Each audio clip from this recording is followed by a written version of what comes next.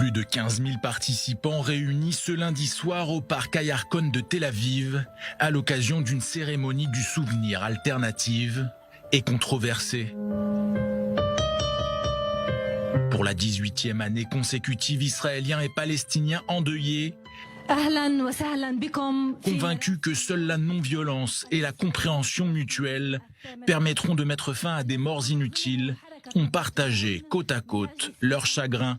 Pendant plus d'une heure, les témoignages en hébreu et en arabe se sont enchaînés.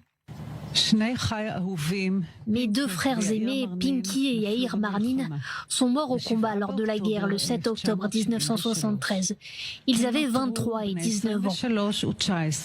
Ma mère a trouvé la force de continuer à vivre et de me soutenir grâce à son amour. J'ai fondé une famille, j'ai développé une carrière, et puis j'ai ressenti le besoin de partager mon histoire personnelle. J'étais déterminée à faire une différence. J'ai donc décidé de rejoindre l'association du Cercle des parents endeuillés, Forum des familles israéliennes et palestiniennes. Une association qui m'a permis de partager l'histoire de mes deux frères à une audience diverse et variée, et un message de paix et de réconciliation pour mes enfants et pour les générations futures. Je dis à toutes les mères israéliennes qui me regardent,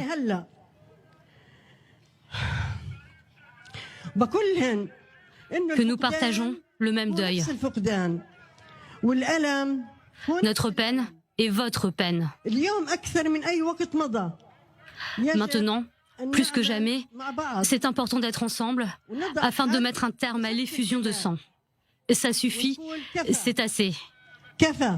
Plus tôt ce mois-ci, les associations co-organisatrices, le Cercle des parents, Forum des familles et les combattants pour la paix avaient dû se tourner vers la justice après la décision du ministre de la Défense d'empêcher la participation de 169 Palestiniens de Cisjordanie.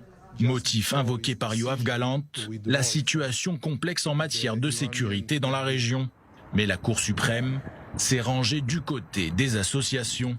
Nous vous laissons ce soir avec de l'espoir. Nous nous retrouverons dans la rue, au carrefour, sur les ponts, à travers les réseaux sociaux et nous continuerons de nous battre pour la démocratie, pour tout le monde, du Jourdain jusqu'à la mer. Merci d'avoir été avec nous ici et merci à ceux qui nous ont regardés en Israël et dans le monde. Merci Raïda. Merci Yossi. On se retrouve l'année prochaine. Cette cérémonie alternative, un événement porteur d'espoir pour certains, alors que pour d'autres, elle est synonyme de trahison. À l'extérieur, comme tous les ans, ils étaient une cinquantaine à faire part de leur colère, de voir Israéliens et Palestiniens partager leur deuil.